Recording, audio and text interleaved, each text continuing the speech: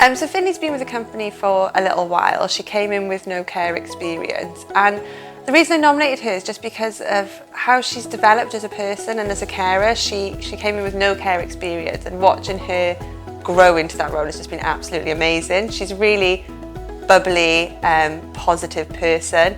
Seeing the impact she has on her clients has just been absolutely lovely, and everyone speaks so highly of her, her clients, the carers she works with. No one can say a negative word about Finlay, so I thought, put her forward. So I've been a carer for nearly 3 years now. I started in the middle of the pandemic, so in 2020, so I was chucked into the deep end. Didn't really know what to expect. It was sort of all challenging and all hands on deck, so to speak, but I suppose it's the best way of learning. It's just sort of getting stuck in. It's really important to me because it has such an impact on the clients' lives, as well as like their family and like behind the scenes and what we do to help.